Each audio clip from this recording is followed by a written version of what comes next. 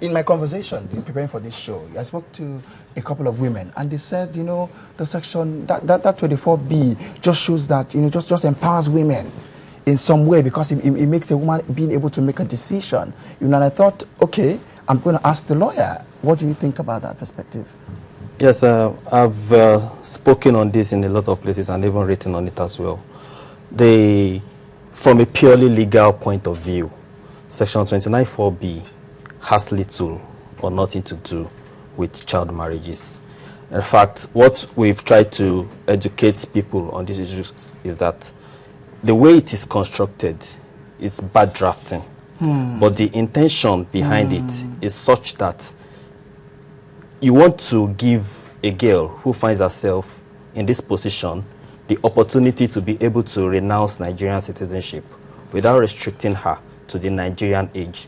Now, if I may go further, in fact, this scenario, if you want to put it in another way, neither favors Muslims, nor Christians, nor any particular cultural group. If anything, we can even apply it to a foreign person. So, for instance, if I take a girl from Greece, mind you, that's a Christian, and I marry her in Greece, by Grecian law, she's married validly to me, even though she's underage by Nigerian standards. In fact, let's assume that in Nigeria, it's a crime to marry anybody who's underage, so that if I had done this in Nigeria, I would have been locked up in prison. Let's even assume that the marriage is invalid in Nigeria. But by Grecian law, it's a valid marriage. Now, by virtue of international accord and international treaties, what Nigeria would recognize is the Greek certificate of marriage. Nigeria is not going to inquire into how that marriage came about, whether it was underage, whether it met due process. As long as the certificate is one that Nigeria recognizes, this girl is married to you legally. And the Constitution says that somebody who is married to you legally can aspire to be a citizenship by naturalization and get registered. So now, this girl has registered, she's coming to Nigeria and registered as a citizen. And then she gets to Nigeria and discovers that, oh, it's even illegal. This man couldn't have married me all along. And then she says, sorry, I want to get a divorce and renounce Nigerian citizenship, which I naturalized for. She can then rely on that provision of the Constitution and say, please, I do not want to do this, and I'm not 18, but because I've been married, I can renounce under this provision. So in that scenario I've painted, there is no Muslim, there is no Nigerian girl involved. It's purely, totally outside. But that is where the problem now comes in. At the Senate, when this one was brought up, and Senator Yerima came up to talk about it, he brought it in from the perspective of a Muslim and the rights of a Muslim to marry a young girl. And that was where the confusion began. Because at that point, what should have been done was to educate him that no, this is not what this provision is for. But because the Senate allowed such a conversation to hold, and because the Senate further reversed their previous decision based on that reasoning of Senator Yerima, the moral element came in, which is where the issues of the petitions and getting the Senate to reverse their position became paramount. But from a purely legal perspective, that provision actually empowers women who find themselves in such a situation. Can I say something about that? You know, one of the things I said was that this wasn't a campaign of calumny against anybody. This is not the usual mudslinging activities of, you know, people who want to. One of the things we're doing, and one of the things we'll continue to do, because we're working with a lot of collaborators, people who are concerned about children's rights, people who are concerned about women's rights, gender equality. A whole lot is going on, and a whole lot of people are working out on this.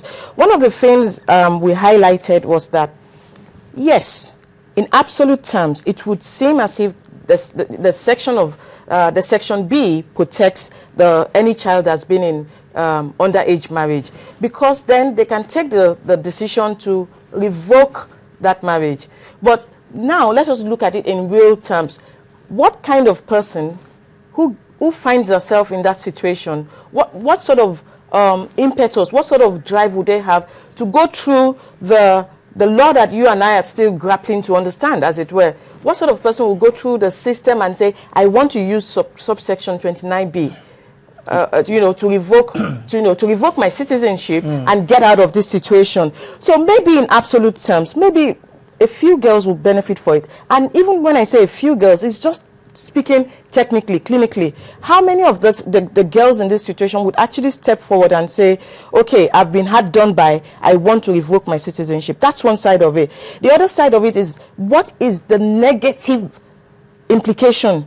And then we weigh and get an aggregate position. The negative implication is that so long as we keep saying, or we allow our constitution to say that if you can revoke your citizenship if you're under 18, as long as we allow the constitution to have that salient point thrown in, then we're saying, okay, people can still be in underage marriage, and look at all of the attendant implications and complications of underage marriage. So on the balance of weight, you find that even though it would seem that section of the constitution is actually there to protect people in underage marriage, what we're saying is that let us even say underage marriage is not allowed. Let's not give them advantage, and then we'll deal with when we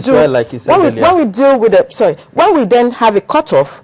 Then we deal with the things that have happened in retrospect and then handle it. Okay. We need to protect the children. That's what we're saying. We've been trying to get through to our Islamic cleric, and I think he might be on the line now. So we will carry on with the show, and as soon as we get the go-ahead, we will bring him on live. But a tweet from a distinguished Nigerian that who spoke loudly, about this issue this week, Dr. Obiageli Ezekwesili, a former Minister of Education in Nigeria and Senior Economic Advisor with the Open Society Foundation. She said, what we need is everyone on the side of the girl child to keep repeating as a sing-song is delete 29(4)B from the 1999 Constitution. And then she went on to say, Senator Yerima said the deletion was against Islamic laws and would affect our Muslim sisters. We need their voices to counter this. And it's on that premise that we really would want to get the Islamic cleric who is calling in from Abuja to speak to us today live on the show. So do we have him? All right, hello. Right. Okay, it's good to have you on the show, Malam Nuruddin Lemu. Are you there with me, sir? Right, excellent. So my first question to you would be that what is the position of Islam with regards to the right of the girl child to get married? Firstly, Islam does not prescribe any particular age for marriage. As in most societies and with most religious communities, it was left to the family to decide. And so the tradition among Muslim scholars has been, just like what age do you allow somebody to start riding a horse? It's up to the family to decide.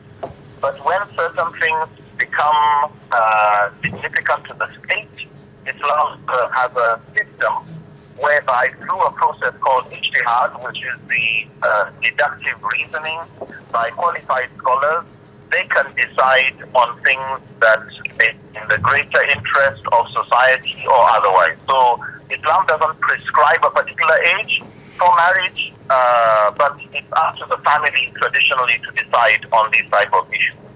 Okay, so what would be your stand on Senator Yerima's position at the moment?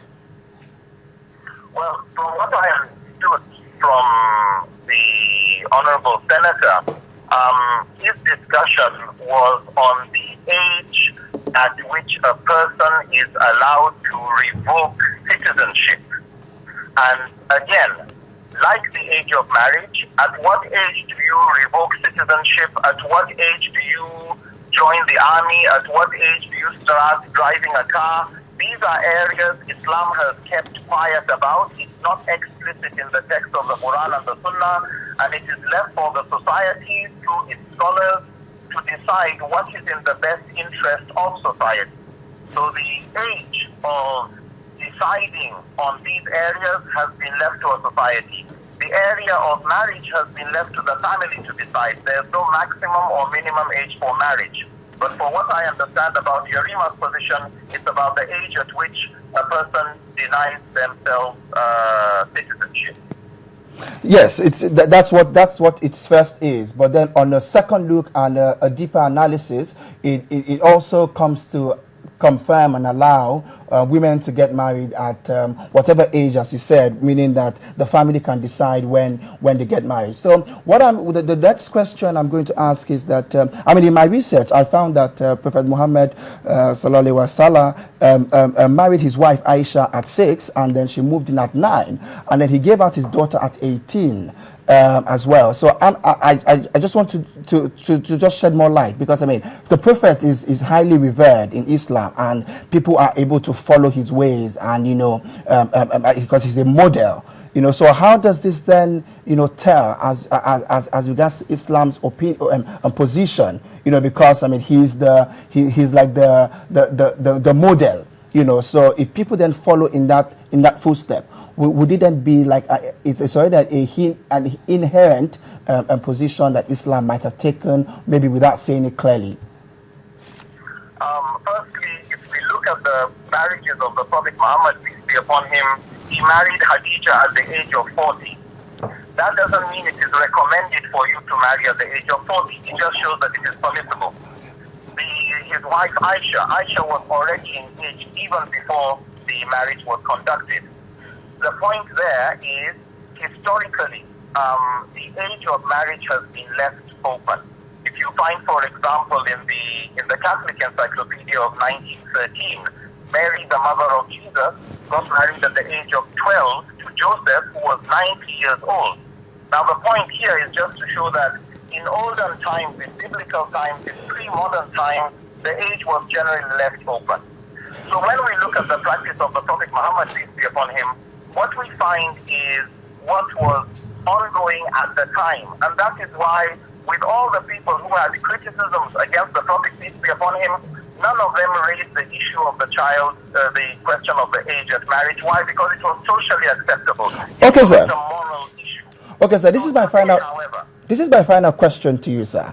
Would you categorically say that Senator Yerima should not play the religion card, because Islam does not say that a child should marry at 13, at 14, at 15? It doesn't put any age, and so he should not use the religion card in this matter. I would like us to end on that note. If you just say your final answer in a simple statement, what would you say to him? Because he has played the religion card here, and you need to then correct that abnormally. Firstly, Islamic law has a process of addressing things. Today we live in a day where we need girls to go to school. There are health implications related to early marriage. And even though Sharia has left this age open, the role of scholars is to look at what is in the best interest of society in our modern context. So while I respect the rights of freedom of speech and people to say their opinions, ideally it is scholars who are qualified areas of ijtihad, the deductive reasoning, look at what is in the best interest of society. And just as Islam has kept quiet on whether you drive on the right sides of the road or left, on the age of this and that, scholars to look at our society in collaboration with sociologists, with health workers, come out with what is in the best interest of our society today, 2013, etc. Okay, thanks very much. So you've simply said that this is a societal decision and Islam really has nothing to do with it. Thank you so much, sir, for joining us. And we are... Thank you. All right, bye-bye now. All right, and that was Malam Nuruddin Lemu, an Islamic scholar who's shed light on that matter from Abuja. And so since that we have a qualified Islamic scholar who has said to us that, it really has nothing to do with Islam, I think that we are on the right track to say that we must all pay attention and we must end this now. Definitely. And so I'm going to take a closing word from each of you in 2 seconds so that we can go on a break and we can finish the final segment on the show. Very quickly, I would like to acknowledge all of the people who's joined hands to make this happen. This wasn't a silo effort. This wasn't just me. This wasn't just anybody. It's the entire, force behind women's protection, child's protection, and the general public. So I'd say thank you. I would like to say we still have many rivers to cross. There are still very many gender issues going on with the Constitution. We're going to look for the review of that. Thank you. Thank you so much. Any closing word? Yes, just to note that the whole issue here is a matter of education. Thank you. Cultural education, social education, and should keep doing that. I think, as far as I'm concerned, it's an ongoing battle, and we need to again look at the present protection that the child has under the Child Rights Act, because as far as I'm concerned, it's a catch-22 situation. We need to take another critical look and come to table with a full-fledged solution for the Nigerian child. Thank you. All right, and that's been Child Not Bride, why we must all pay attention on Robin Mind's Life this Sunday afternoon. We've had different perspectives from the activist, the lawyer, the child protection expert, and the